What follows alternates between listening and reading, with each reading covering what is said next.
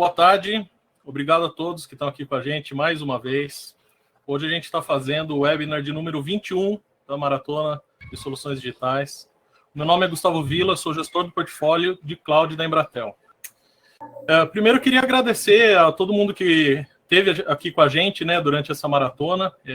Esse estava programado para ser o último webinar dessa série que a gente fez para vocês. Então, foram encontros que a gente realizou a cada 15 dias. A gente trouxe muito conteúdo sobre segurança, sobre cloud, sobre serviços de aplicação, enfim, foi realmente uma quantidade de conteúdo muito rica.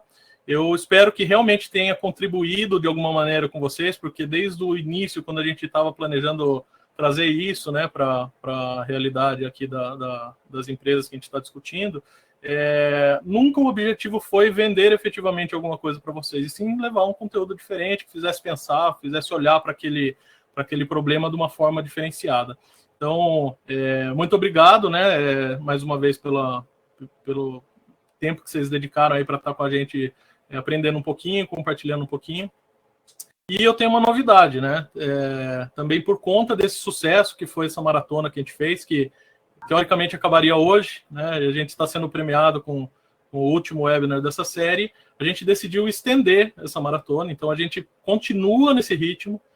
A gente vai mudar um pouco o formato, tá? Então, a gente continua fazendo esses encontros a cada 15 dias, porém, para facilitar a vida de vocês, que vocês haviam nos pedido, a gente vai fazer um assunto por encontro, tá? Então, daqui 15 dias tem de segurança, de aplicações, depois na semana seguinte tem o de cloud e assim por diante. Então, vocês vão ter a oportunidade de acompanhar muito mais conteúdo do que eventualmente vocês têm acompanhado, porque a gente sabe que não é fácil dedicar toda uma tarde, né, de um dia para acompanhar os conteúdos aí, tá? Lembrar vocês também que esse webinar está sendo gravado, então vocês podem acompanhar isso pelo YouTube. Talvez alguém esteja me vendo agora nesse momento pelo YouTube, então só lembrar vocês de se inscreverem no canal, ativa a notificação, porque assim que a gente publica os vídeos, vocês já ficam sabendo.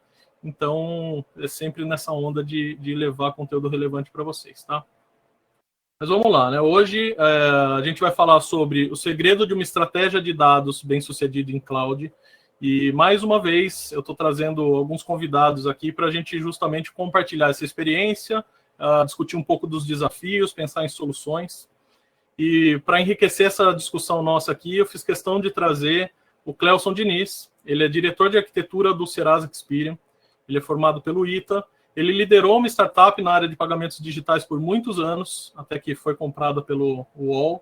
Seguiu no UOL por um tempo, depois saiu, foi para outras empresas, teve grandes contribuições aí. Foi convidado a fazer parte do desafio do Serasa para ajudar na transformação também digital que o Serasa estava passando. Então, eu tenho muito orgulho de ter conseguido trazê-lo aqui para essa discussão com a gente, porque, dentre todas as empresas do Brasil, se tem uma que realmente lida com um volume de dados gigantesco, essa empresa é a Serasa. Então, Clelson, eu sei que sua agenda é super concorrida, mas muito obrigado aí pela disponibilidade. Eu que agradeço, Gustavo, estar aqui. É um prazer estar compartilhando um pouco mais sobre os desafios, um tema muito importante e, basicamente, o combustível de praticamente todas as transformações digitais do novo negócio, né, que tem por aí. Então, gostaria de estar aqui, eu fico muito feliz de estar aqui e compartilhar um pouco sobre esse tema, tá bom? Obrigado pelo convite. Imagina, para a gente é uma honra. E também eu convidei um grande parceiro da Embratel, Giovanni Bassan. Ele é arquiteto de soluções dentro da AWS. Ele tem ajudado diversos parceiros, assim como a Embratel, e também muitos clientes a encontrarem o melhor caminho nessa jornada de ida para a nuvem, né? O Giovanni, além dele ter passado por outros fornecedores globais de tecnologia, ele tem muito conhecimento nessa linha que a gente vai discutir aqui hoje, que é a linha de dados, né? Então, Giovanni, também estendo o meu agradecimento aí para você. É isso, eu que agradeço a oportunidade e falar de tecnologia sempre é uma paixão e poder ajudar ainda o pessoal é uma honra. Então, obrigado aí pelo convite. Muito bom. E também, como não poderia deixar de ser, né, fiz questão de trazer alguém da Embratel, João Paulo Del Nero. Ele é responsável pelo desenvolvimento de negócios de soluções de analytics e inteligência de dados. Ele atua mais de 20 anos aí nessa área, né, de tecnologia, mais focado em dados mesmo. Ele passou por empresas como Integraf, Motorola, Oi. E quando a gente fala de dados e dessa estratégia que a gente tem levado para o mercado, normalmente o próprio João está à frente disso, né? Então, é legal também ouvir um pouco do que o João tem sentido, né, das ansiedades dos clientes. Eventualmente, vocês vão perceber que as dores que outras empresas têm também são as mesmas que vocês. Então, João, muito obrigado também pela sua presença. Eu que agradeço, Vila. É um prazer aí, me sinto privilegiado de estar junto com vocês, especialistas aí, feras no setor, na área, e também de poder colaborar com insights, né, que possam estar ajudando pessoas que estão nesse momento, né, da estratégia de dados, né, no momento de decidir migrar ou não migrar para a nuvem. Então, eu agradeço a oportunidade. Legal. E lembrando vocês, antes de a gente entrar no que interessa, do lado direito da tela tem um espaço onde vocês podem mandar perguntas, tá? É o que eu digo em todas as lives, a gente tem só 45 minutos aqui, passa voando. Eu já estou gastando mais tempo do que eu deveria aqui fazendo as apresentações, porque passa muito rápido, mas mandem as perguntas, porque eu retomo elas no final. Não esperem chegar no final para perguntar, já vão perguntando conforme forem surgindo. A gente tem uma equipe de moderadores que estão aí auxiliando para fazer a coleta dessas perguntas e me enviam no final da live, tá? Se porventura o papo tá bom aqui, eu vou decidir seguir com ele até o final. Mesmo assim, a gente se compromete a responder vocês, tá? Então, não se preocupem que a ideia é que todas as dúvidas sejam respondidas, tá? Bom, vamos lá. Então, antes de tudo, acho que é importante a gente só dar um panorama rápido de mercado, né?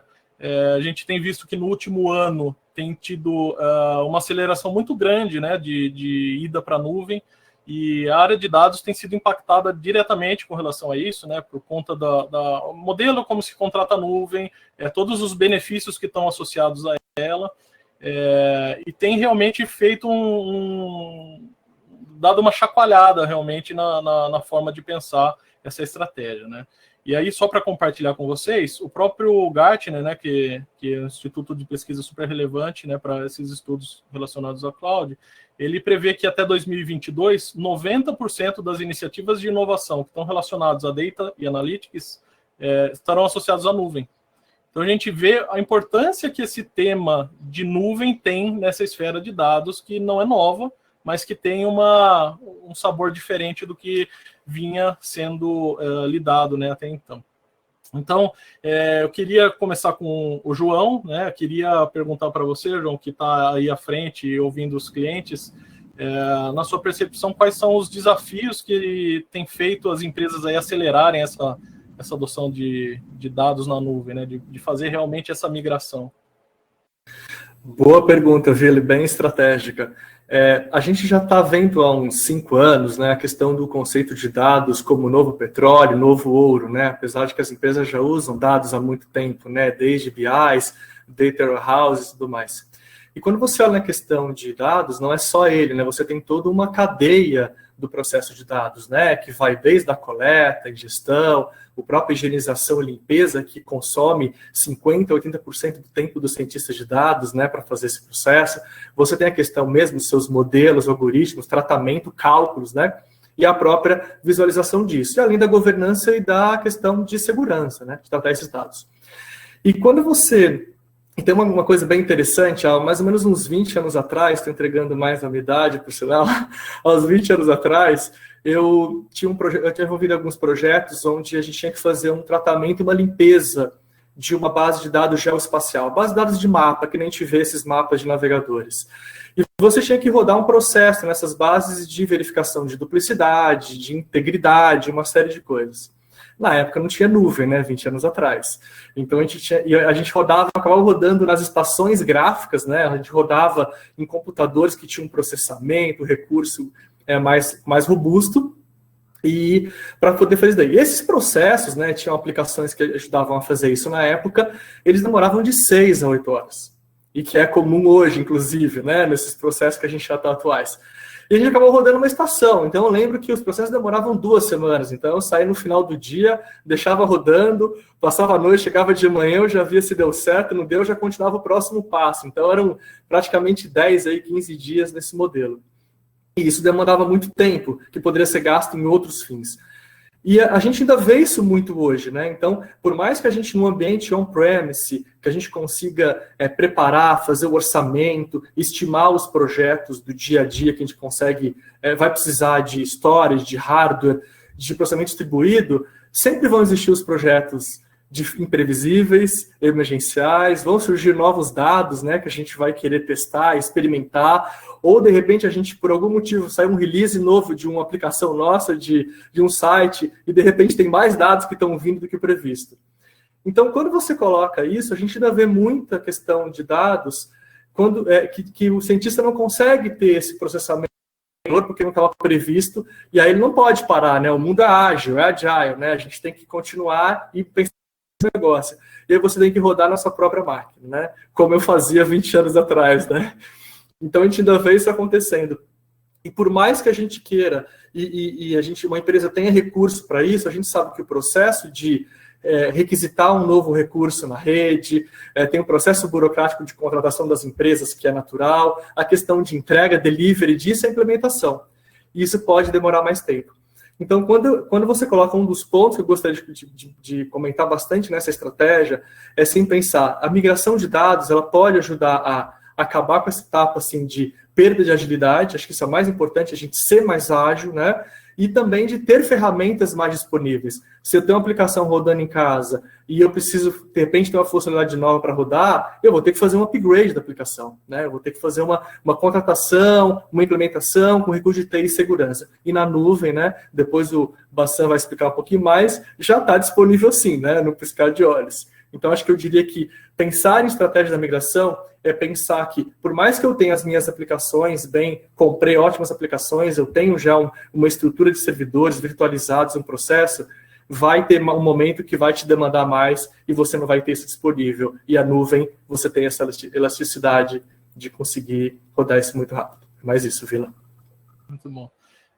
O Cleilson, aí no Serasa, até comentei no começo, né, que a gente se conversa bastante e eu vi, né, a transformação que vocês têm passado aí nos últimos anos, mas esses pontos aí que o João mencionou, eles devem, imagino eu pelo menos, refletir um pouco do que vocês têm sentido na pele, né, dos desafios que tem de conseguir tratar esse volume que vocês tratam, né. Se você puder contar um pouquinho dessa questão da importância da nuvem na transformação que o Serasa está passando, acho que seria legal. Não, com certeza, Vila. Assim, acho que até para explicar um pouquinho todos esses desafios, como a gente está tratando a questão e o quão importante é a cloud para todo esse processo de transformação, é importante a gente entender alguns pilares, o que se busca de uma maneira um pouco mais direta por uma transformação digital. Então é muito comum a gente falar de transformação digital e já vir o slogan, né, o bordão de Customer Centricity, né, em que a gente realmente coloca o cliente no centro. Só que por detrás do Customer Centricity está exatamente entender o comportamento do nosso cliente, entender o que de fato tem de valor para ele. E o único jeito de você realmente entender isso e estar muito próximo dele é instrumentando a tua aplicação, é entendendo, capturando o máximo possível de informações de como o cliente está reagindo, seja com aquele produto que você está colocando, ou até mesmo com algumas hipóteses, alguns cenários, ciclos, não vou dizer bait, mas vamos dizer, toda uma estratégia de captação, entendimento, nurturing do meu cliente. E isso tudo faz com que você tenha, em diferentes estágios, por diferentes aplicações, ter que capturar bastante esses níveis, todos esses dados e concentrá-lo, vamos dizer, numa área capaz de poder avaliar e trazer tomadas de reações de uma maneira rápida. Aí entra o segundo grande pilar de resultado que a gente busca com uma transformação digital, que é o time to market. E isso, para você poder, de fato, ter a medição, poder avaliar, porque você nesse processo de entendimento do comportamento, você vai lançar a mão de diferentes ferramentas de analytics, entendimento, toda a fase de discovery, criação de features, modelagem realmente de algoritmos, alguns deles de machine learning, que requerem, vamos dizer, toda uma fase de aprendizado máquina que exige muito esforço computacional, é extremamente necessário você ter agilidade, elasticidade, pulmão para você poder colocar. lugar. E aí entra e bate muito com o que o Del Nero acabou trazendo para a gente, é essa flexibilidade que a nuvem pode te dar, pelos dois aspectos. Obviamente, primeiro, por você ter um ambiente realmente elástico, em que você vai poder montar e adquirir e concentrar cada vez mais os seus dados, não necessariamente sempre concentrar, porque a gente tem estratégias de virtualização de dados, mas ainda assim, você está transitando o dado de um lado para o outro, né?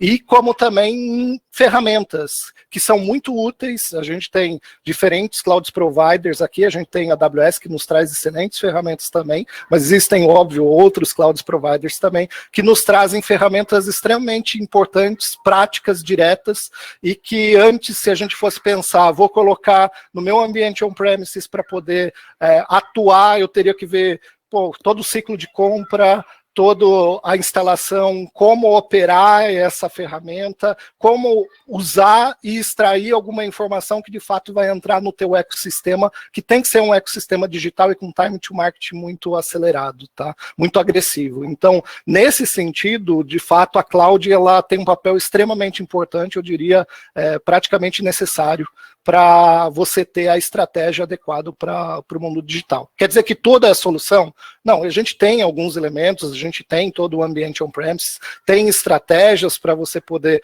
trabalhar esse ponto, mas sem dúvida nenhuma, a cloud aqui, principalmente na fase de discovery, na fase de preparação, é essencial para você dar essa vazão e ter essa resposta ao time to market. Tá?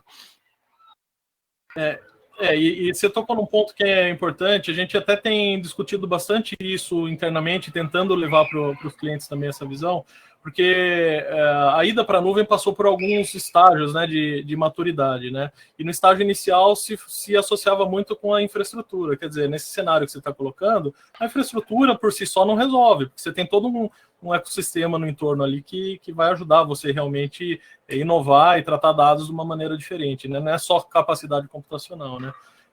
Mas também tem um outro ponto, né? Uma vez que eu entendo que eu tenho todos esses benefícios, eu também devo ter novos desafios, justamente por conta desse novo cenário que a gente precisa enfrentar, né? E aí, na sua visão, quais são os principais aí que vale elencar na ida para a nuvem? Tá, claro, com certeza, né? Você, quando faz todo o moving para nuvem, né? Você de um workload, de todo um volume de dados, ainda mais até agora com a entrada da LGPD, em que você tem que ter um controle muito forte dos seus dados sensíveis e os dados PIIs, que são aqueles que identificam inequivocamente uma pessoa física, né?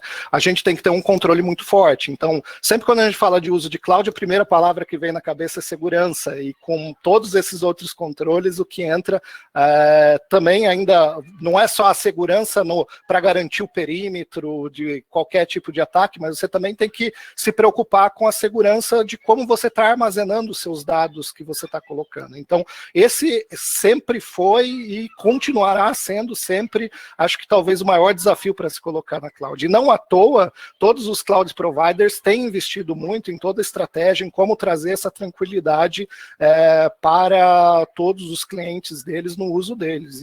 E sem dúvida nenhuma, acho que hoje todos os cloud providers estão muito bem preparados para poder suportar toda uma estratégia de segurança, só que você tem que complementar. E este complemento, ele não surge só na infraestrutura da cloud ou mesmo nos serviços da cloud. Eles têm mecanismos que nos podem ajudar lá, mas depende muito em como você vai construir o teu serviço para proteger esse dado e controlar o acesso, né?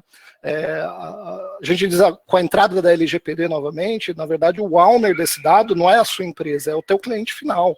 É a pessoa física, ele é o owner desse dado. Então, você tem que trabalhar todo o processo de concessão desse dado, entender qual é a finalidade desse dado, você tem que protegê-lo, descaracterizando, anonimizando, tendo estratégias como tokenização, entre outras, para que você possa ter uma flexibilidade muito grande de moving de dado de um lado para o outro, ou até mesmo entrega desse dado para um propósito específico. Imagina que dentro de um processo de analytics, de discovery, de feature engineering, você precisa que o cientista de dados, e muitos deles, às vezes você tem um time muito grande, vai ter acesso direto àqueles dados que estão lá. Então você tem que garantir que ele esteja anonimizado e ao mesmo tempo não permita com que tenha uma exposição de quem é aquela pessoa que ele está manipulando, trabalhando e criando as features. E é isso que a gente faz. A gente tem muito trabalho no processo de transformação quando a gente coloca disso, porque até com a entrada em vigor, a Serasa é uma das primeiras empresas que estão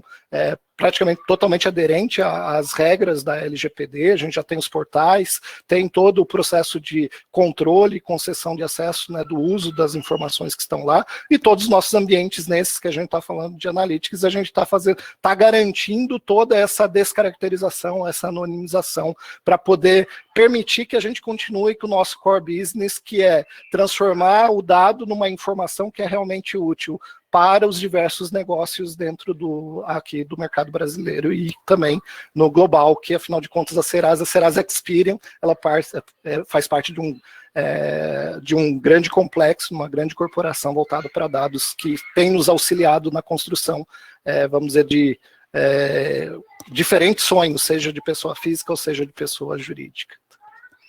Legal. Giovanni, eu vou levantar a bola para você agora, porque o Cleuson colocou pontos ali que são super relevantes, né? A gente sabe que dentro do ecossistema da AWS, a gente tem desde Hadoop até Data Lake, a gente consegue navegar com uma infinidade de ferramentas, né? Mas talvez dentro desses desafios que o Cleuson colocou, você puder compartilhar com a gente um pouco de como a AWS consegue ajudar com todo o ferramental, né? Obviamente que ela tem à disposição para realmente vencer essas barreiras aí. Não, legal. E eu achei fantástico, assim, porque realmente hoje a gente está com uma facilidade, assim, da coleta, o armazenamento, a análise, até o compartilhamento dessas informações de uma maneira nunca antes vista. Acho que a Cláudia ajudou bastante para esse ponto, e não só pela escalabilidade, elasticidade, né, agilidade, ou mesmo a efetividade de custos, mas até por conta também do número altamente crescente, assim, de soluções que ajudam na parte de analytics, né? Sejam elas open source ou mesmo providas aí por provedores de cloud, né? Na AWS, a gente acaba gerando tudo em torno do poder de armazenamento, de storage, né? E para começar, assim, a gente sempre trabalha com o Amazon S3, né, que é o nosso storage de objetos dentro da nuvem, e dezenas de milhares de clientes hoje fazem o próprio Data Lake com base no S3 hoje, né? Então, porque ele provê, assim, e até como é engraçado, é uma solução até serverless, né? Você não se preocupa com o servidor nesse tipo de solução, e aí ele provê alta disponibilidade, escalabilidade, né? E um nível de durabilidade muito alto, assim, que seria muito difícil, né? O OpenOS de você alcançar estando on-premises, né? A gente fala de um SLA de 11 noves, né? Porque cada vez que cai um objeto dentro do S3, ele é replicado para três zonas de disponibilidade, que são análogos a 3 data centers, né? Então, isso traz uma durabilidade absurda. E aí, tudo isso provendo também com storage de baixo custo, principalmente quando a gente olha no ponto de vista de soluções baseadas em disco, né, em HDM, realmente. E uma coisa muito interessante que eu acho do S3, e segurança a gente até entra nas próximas perguntas, vou falar bastante sobre isso, que faz muito sentido. A gente tem um poder muito grande de controlar o ciclo de vida desse dado, e principalmente quando ele vai mudando de temperatura ao longo da vida dele, né? E com isso a gente consegue, inclusive, trabalhar com camadas distintas, né? E principalmente com precificação distinta, né, para isso. Então, enquanto aquele dado está sendo muito utilizado, a gente usa a camada, por exemplo, padrão do S3, mas vai movendo ele para, de repente, um acesso infrequente, porque muitas vezes os clientes, né, eles pegam um dado raw ali, que a gente chama, que é o dado cru, acaba processando ele de uma forma muito rápida, mas guarda ele, ou seja por compliance, né, seja por auditoria, ou mesmo para poder reprocessar esses dados por algum motivo, né? E deixar isso ao longo do tempo, principalmente compliance, quando você pega uma indústria financeira, né, tem que deixar 20 anos, isso é um absurdo, né, você fazer isso on-premise.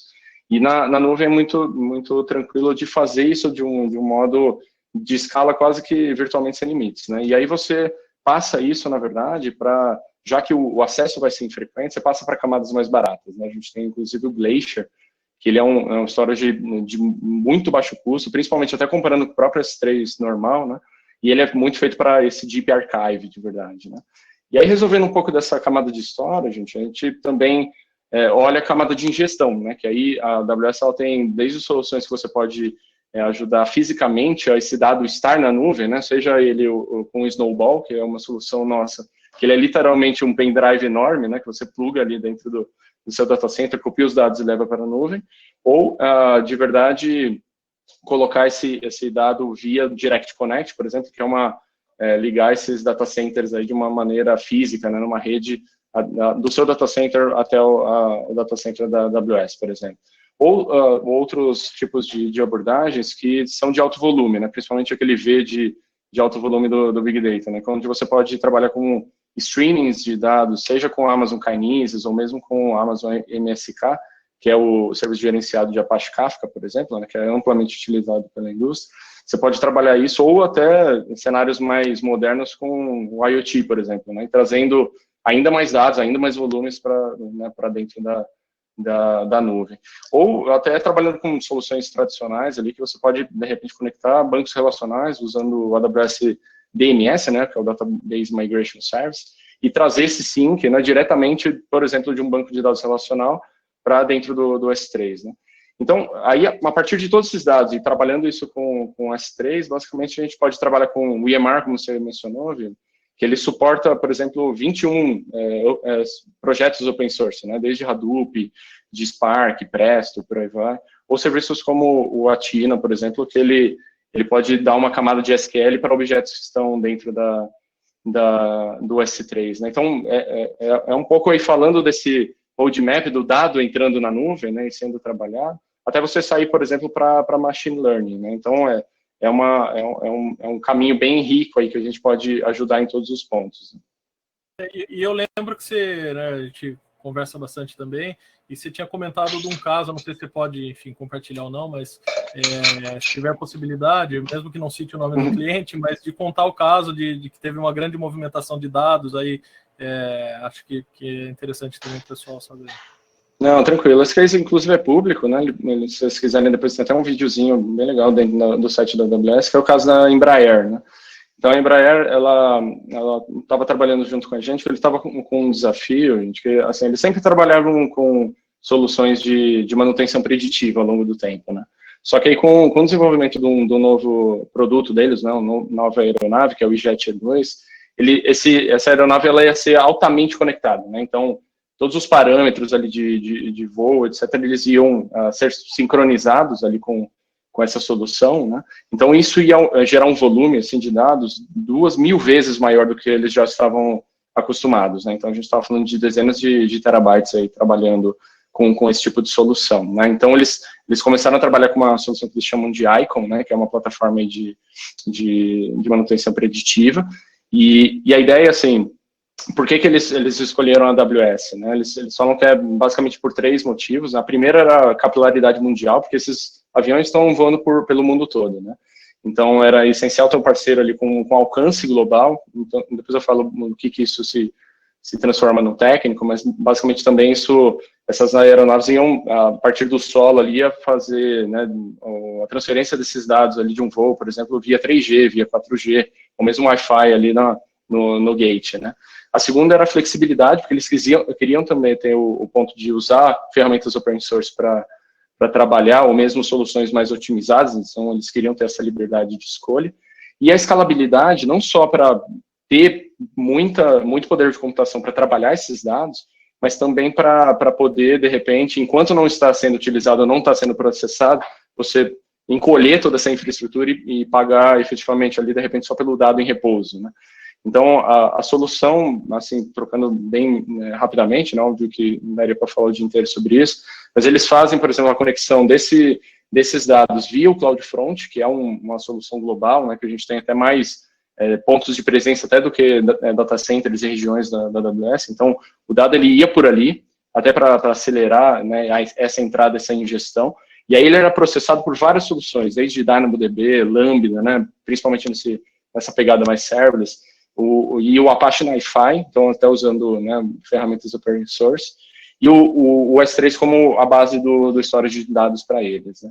O EMR aparecia também nessa dinâmica para processar, mas ele foi assim fundamental para a equipe de engenheiros conseguir trabalhar num sandbox e em cima desses dados, né? Então, eles tinham uma agilidade muito grande para trabalhar, correlacionar esses dados, depois de já prontos, decodificados e já prontos para aquele uso. Então, isso foi fundamental. E para mostrar um pouco como isso teve de ganho de produtividade, de time to market, como o Kelson fala para a gente, né? Eles saíram, gente, assim, de 112 horas para essa análise para 4 horas. Né? Então, assim, são ganhos absurdos, assim, né, de ganho de produtividade, a gente está falando de 96% aí. E a ideia também, assim, como toda a produção de uma aeronave, ela não é uma produção custosa, né? Então, qualquer pelinho ali, qualquer dia que você reduz, né, nesse desenvolvimento, ele tem ganhos absurdos. Então, basicamente, essa solução se pagou em 1 semana, usando esse tipo de solução. E isso sem contar o valor intangível disso, que, quer dizer, você consegue, essa questão do time to market, acima de qualquer outra coisa, né? O quanto você ganha de mercado em conseguir acelerar uma inovação, assim, difícil até de mensurar, né? Eu acho assim, esse tipo de discussão que eu tenho percebido que tem evoluído, né? Acho que na mentalidade de todo mundo que está envolvido de alguma maneira com TI, que é entender que mais importante do que o custo é você perder o tempo de inovar e chegar atrasado no mercado. Quer dizer, esse custo é muito superior ao custo de você ter um gasto 10, 20% maior do que usar a infraestrutura. E que muitas vezes nem é realidade, né? Às vezes até é mais barato se você usar da forma correta a nuvem, do que você efetivamente deixar um ativo parado lá só para o momento que você vai precisar usar, né? João, vou pegar o gancho nisso. A gente falou muito dessa questão da inovação de negócios, né, e como a gente lida com dados. Quais são as melhores práticas, se é que a gente pode compartilhar de uma forma resumida para o pessoal que está aqui com a gente, assim, melhores práticas que dá para usar para focar nessa questão do crescimento de negócio, sempre que dado está envolvido, como que a gente poderia ajudar o pessoal que está conosco? Eu até vou puxar um pouco o gancho do que o Kelson falou de transformação digital, e realmente todo mundo caminhando para isso, né? O momento é isso daí, como eu posso fazer a minha empresa, e a transformação digital ela vai num modelo mais amplo, né? Como entregar uma melhor experiência para o meu cliente, né? Um serviço melhor, otimizar a minha distribuição e fabricação, né? Os meus sites, o meu e-commerce, minhas vendas. Então, quer dizer, a primeira coisa que eu acho que tem que fazer é olhar realmente a questão de quais são os objetivos, né? Onde que eu quero chegar. Então, o time de dados tem que estar muito próximo nas estratégias da empresa, né? Eles são realmente influenciados para isso. Então, eu diria até que eu vejo hoje a parte de dados, ou o time de dados, eles como um hub dentro da corporação, né? E eles têm que ser vistos assim, né? Então, ele tem que ser um hub que pode ser acessível para todas as áreas, porque ele, sem dúvida, os dados podem ajudar todos os segmentos que pensam na empresa. Então, acho que o primeiro momento é entender os seus objetivos, entender suas estratégias, onde você quer chegar, olhar para dentro de casa, ver o que você tem. Quer dizer, a gente tem umas coisas que são bacanas, assim, parece simples, mas a nuvem tem ferramentas, por exemplo, de te ajudar a catalogar os seus dados, né? Às vezes, uma coisa importante é, se você não tiver um catálogo dos seus dados, você não vai saber o que você tem ali, né? E como é onde você pode obter. E isso não é um processo fácil de fazer, né? O meu dicionário de dados. E quando você joga os dados para a nuvem, os provedores de cloud, talvez o Giovanni depois falar um pouco disso, mas ele já tem ferramentas que te ajudam a automatizar esse processo de catalogar. E um ponto importante que eu digo que está muito em crescimento, quer dizer, quando você coloca hoje, 90% dos dados digitais, eles estão em dados não estruturados, né? Que são imagens, vídeos, texto livre, por exemplo, documento Word, né? Redes sociais. E a gente viveu um momento de, vamos colocar aí uns 5 anos para trás, a grande onda do Big Data, Analytics, né? E todo mundo começando a mexer um pouquinho, seja SQL, NoSQL, não importa, mas a usar os dados para produzir alguma coisa. E a gente ainda vê pouco uso de dados não estruturados para combinar com o seu negócio. E também de fontes externas. Por exemplo, um dado climático pode ajudar. Quer dizer, quando você olha um varejo, por exemplo, uma campanha, se eu sei que daqui a 2 semanas vai fazer frio, já prepara a promoção de vinho, né? Para acontecer quando? Numa quinta-feira, logo antes de começar o frio, quer dizer, esteja na frente, né?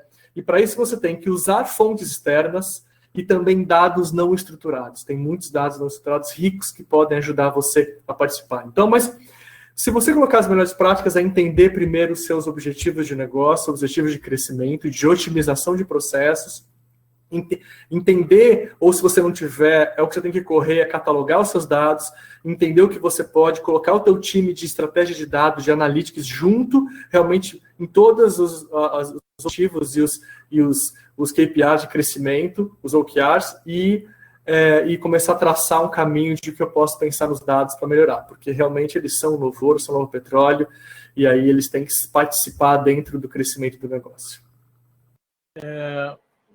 Giovanni, eu tinha separado duas outras perguntas aqui. Então, uma é com relação à segurança, você até começou a mencionar ela ali antes, e a outra é sobre machine learning, tá? Então, eu queria começar por essa de segurança, para você compartilhar, né, com todo mundo aqui, como a AWS ajuda nesse cenário, porque, como o Clelson disse antes, né, a segurança do dado e a própria LGPD e todo esse entorno que está da preocupação com a exposição daquele bem que talvez hoje seja um dos bens mais preciosos das empresas, né, que é o dado, como a AWS consegue dar ferramental para as empresas para que elas consigam se sentir mais seguras com relação a isso. Isso é legal, gente. E assim, na AWS, assim, a gente tem um dizer que assim, a segurança ele é o trabalho zero, né? Ele está até antes do primeiro trabalho, né? Então, realmente, assim, todo ferramental e todos os serviços da AWS tem muita segurança em mente, né? E Analytics não deixa de ser. Então, assim, isso é legal, assim, porque até para você comparar isso até com o que as empresas fazem com on-premise, né? Às vezes é muito difícil você ter serviços e configurações, ou mesmo features ali dentro desses serviços, para suprir essa segurança no modo até ativo, né? É muito difícil porque você tem que gerenciar tudo isso, né? Então, dando alguns exemplos, assim, falando até do Amazon S3, por exemplo, ele tem mecanismos para você controlar o acesso a esses objetos, né, como políticas, listas de controle de acesso, ou mesmo políticas, e assim, a gente está sempre estendendo isso. A gente consegue também fazer encriptação dos dados, desde do trânsito, né, até o repouso, quando aquele objeto está, né, dentro do S3, e ao longo do tempo a gente foi adquirindo e colocando mais features. Uma delas, por exemplo, é você conseguir fazer o bloqueio de alguém colocar, por exemplo, um bucket, não bucket, para quem não sabe, é como se fosse uma pasta, né, dentro do S3, que ele não seja público, né, mesmo que até aquela pessoa tenha o acesso para colocar aquilo, mas você consegue bloquear isso no nível da conta da AWS, né, porque a gente vê, né, que de repente pode acontecer alguma configuração errônea, então você consegue aplicar facilmente isso. Mesmo outras soluções, como a gente chama do IAM Access Analyzer, ele consegue, incluindo os buckets, ver, por exemplo, quais são as permissões e se tem alguma permissão que está aberta demais, por exemplo, né, a gente consegue acessar isso de uma forma muito rápida. E alguns controles ativos que a gente tem em cima do S3, por exemplo, né, e em cima de outras soluções, por exemplo, a de encriptação, a gente também faz o Redshift, o RDS, né, que é relacional. Então, usando um controle ativo é o que a gente chama do AWS Config como serviço. Esse é um serviço muito legal, que ele continuamente ele monitora, né, toda a mudança dos serviços da AWS, o bucket, por exemplo, de um S3, e ele consegue também monitorar se aquele bucket foi publicado erroneamente como público, né, por exemplo, e você consegue tanto notificar alguém, como também reverter automaticamente, né, você consegue colocar uma automação para reverter essa configuração errônea, né, então, porque às vezes a notificação, né, a gente sabe que o risco de você ter exposição de dados ali vai acontecer só uma vez, né, então a imagem se prejudica de uma forma muito rápida. Então, a gente consegue atuar com esses modelos muito ativos, né? E uma outra ferramenta que eu acho muito legal, é até relativamente recente, é o Amazon Macie, né? A gente consegue, através de Machine Learning, fazer uma inferência de informações que estão dentro dos buckets, por exemplo, do S3, e conseguir identificar essas informações de PII, por exemplo, né? Informações sensíveis ali, e de repente se eu tenho algum risco, por exemplo, em cima dessas informações, né? E aí, isso está continuamente sendo melhorado, gente. O Lake Formation, por exemplo, é hoje que você consegue catalogar, como o João mencionou, mas ao mesmo tempo você também consegue abrir a permissão de uma forma bem granular. Então, por exemplo, eu posso colocar que um determinado analista ali de dados, ele não tem acesso àquelas colunas que efetivamente, né, identifiquem um indivíduo. Então, a segurança é uma parte bem importante aqui, e só o único ponto que a gente tem um modelo de segurança compartilhado, né? Então, por isso que é importante, para quem constrói essas aplicações, usar essas ferramentas para a gente ter uma segurança de fim a fim, da nuvem e o que está na nuvem. Perfeito. E com relação ao machine learning, eu ia até pedir para você falar sobre ferramental, mas se você tiver um caso, talvez seja mais legal para compartilhar com o pessoal. Não, tranquilo, a gente tem sim. A ideia de machine learning, a gente tem desde as camadas de base, né, onde você tem máquinas com GPU, por exemplo, para auxiliar, a camada intermediária, como o Amazon SageMaker, né, que ele te ajuda a treinar, a criar modelos, treinar, colocar ele em execução, né, de uma forma mais simples, até serviços ali de alto nível, como o Amazon Personalize, por exemplo, que você pode fazer customizações e personalização, né, de repente, de um conteúdo que você quer colocar para o seu usuário. E um caso que eu queria mostrar é o da Arezzo, né, que eles começaram, inclusive, com a questão de Big Data e Data Lake, usando o Redshift, por exemplo, né, e eles foram movimentados usando a tecnologia ali em favor para ter ali aquela orientação a dados, realmente. Eles usaram o SageMaker, por exemplo, para fazer a classificação dos mais de 60 mil diferentes SKUs, né, que é aqueles itens de estoques que eles têm, porque houve uma demanda de marketing que tinha mudado o estilo de classificação, né, então eles tiveram que refazer. Então, em vez de contratar muitas pessoas, eles contrataram basicamente 10 pessoas que fizeram uma classificação e uma amostragem, né, usando um conteúdo ali que eles já tinham. E aí, a partir disso, eles criaram um modelo, né, com base nessa amostra, treinaram. E aí, para vocês terem uma ideia, assim, o resultado foi que, na verdade, o modelo ele foi mais efetivo do que até os próprios seres humanos, né, as próprias pessoas fazendo essa classificação. Então, ele chegou a 91% de assertividade versus 80%, né, do que estava das pessoas. E também, gente, ninguém merece fazer um tipo de serviço desse muito repetitivo, né? E a ideia, assim, eles economizaram 7 mil horas de mão de obra, né? E aí você pode, cara, realocar essas horas para trabalhos muito mais nobres, né?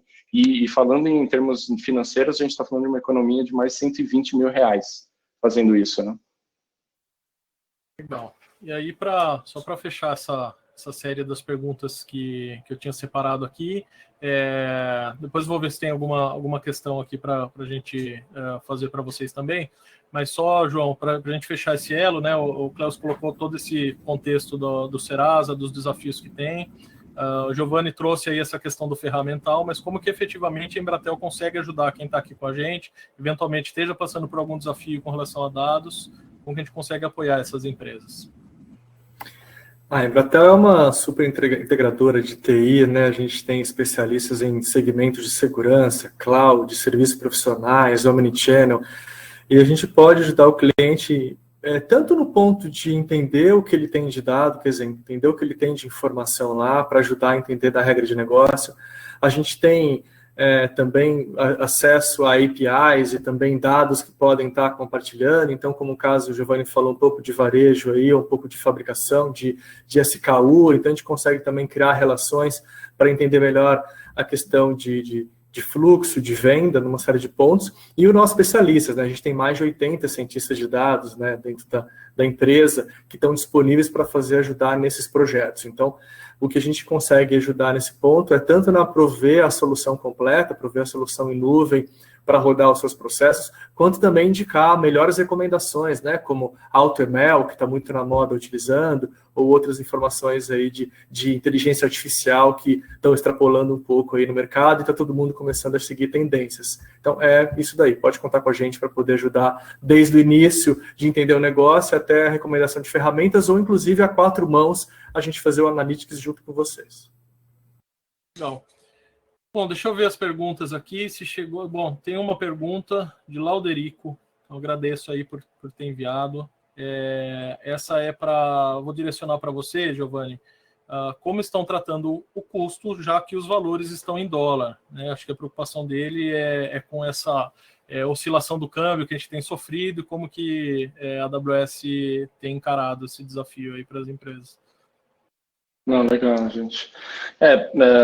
Na prática, a gente ainda continua, né, tendo essa cobrança em cima do dólar, né? A gente tem trabalhado muito com os clientes, fazendo, inclusive, muitas iniciativas de redução de custos, né, com melhoria de arquitetura.